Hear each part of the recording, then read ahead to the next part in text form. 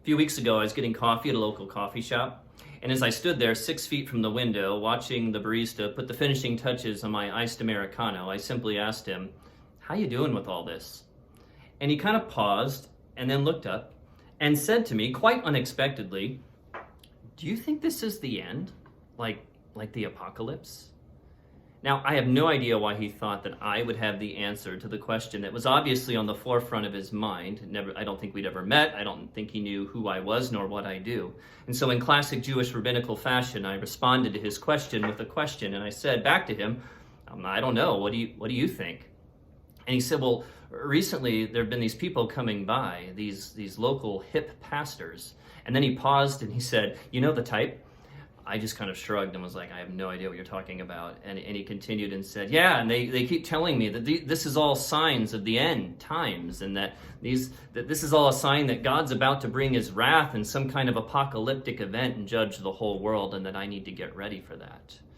And I could tell there was a bit of fear and trepidation in his voice when once again he said, "So do you think this is the end? Is this like the apocalypse?" Now, before I tell you what I told him that afternoon, I think we need to take a step back and talk about this word that he was using, apocalypse, what it means, what it doesn't mean, if we're ever going to know if this is actually it. The word apocalypse comes from the Greek word apokalypsis. It shows up 18 times in the Bible, easily the most familiar of which is in the first verse of the book of Revelation when John writes, "The revelation or the apocalypse of Jesus Christ, which God gave him to show his servants what must soon take place." The word in the Greek is apokalypsis, and it quite literally means to unveil, uncover, disclose, or to reveal something. And so John is telling us that in whatever we read in his book, this point forward, it's all going to reveal something about who Jesus is, what he is like, and what he's up to in the world moving forward. Now, the whole point of this short video, it's not to give you the whole context nor a theology on the book of Revelation. There have been volumes written about that. I commend those to you. For me, the bigger question, which I think should drive this whole conversation, is simply this. What is the meta-narrative or the big story that the Bible is telling? Because that in itself will give us a window into what this final book is actually revealing. And once we've kind of figured out what that is, we'll then know how to answer the guy putting the finishing touches on our iced Americano. Essentially for me, the question kind of boils down to this. Is the big story the Bible is telling ultimately the story about how a good God created everything originally good for our enjoyment until someone came along and messed it all up? And so eventually he sent his son so that some of us could get saved and be taken from this messed up place to live eternally in a perfect place. We'll call that place heaven. Because in the end, when he gets fed up with human sin, he's going to send his son back again, this time to bring his wrath and some kind of apocalyptic event which will involve taking a select few people out of this messed up place to live in a disembodied state with him forever before he pours out his wrath and ultimately destroys all that's left behind. That is one story.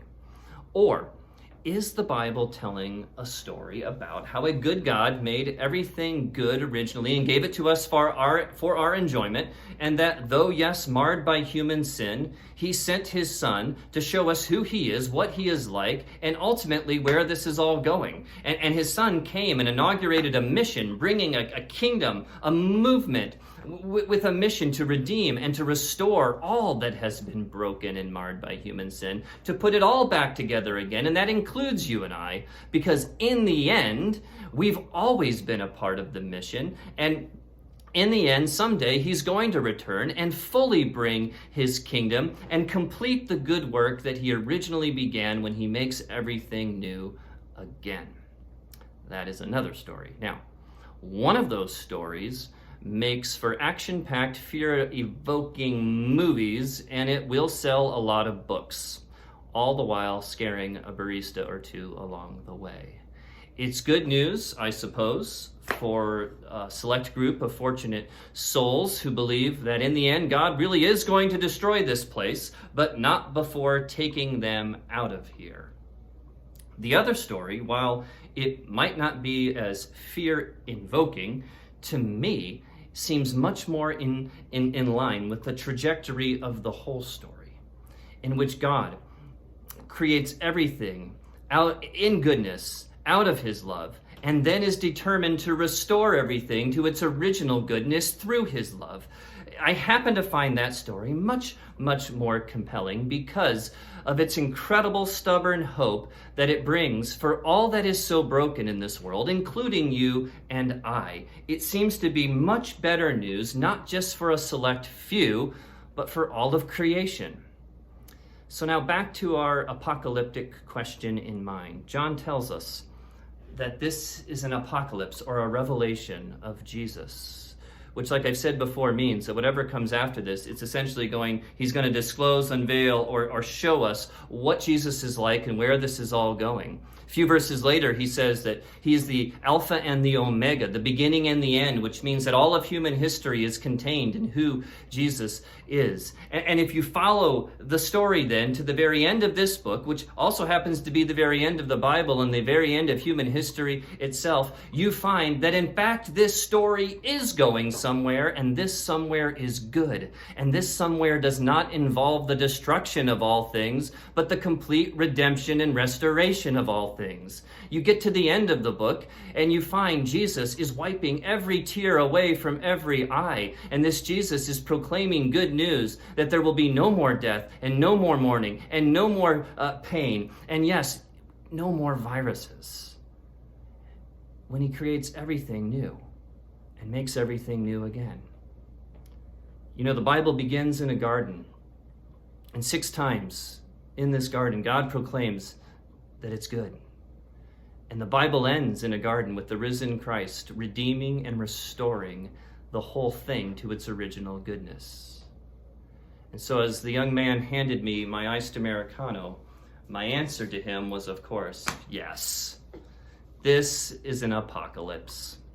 It is unveiling, disclosing, and revealing a whole lot of things about Jesus, about how much he loves this world, and about how determined he is to put it all back together again, and to redeem, and to restore, and to heal it. My parting words to him were simply, hey, you know what? I think the story is much better, much more hopeful, and much more compelling than you've been told. And as he handed me my drink, he said, you know, I like that story. I think I'm going with that story. You know, I am convinced that now, more than ever, what the world needs is not one more hip pastor espousing theories about the end and scaring an unsuspecting barista. That what the world needs is an apocalypse of good news, revealed through the Church of Jesus Christ, living lives of compassion and generosity and grace, and working towards the restoration of all things. For me, that is compelling.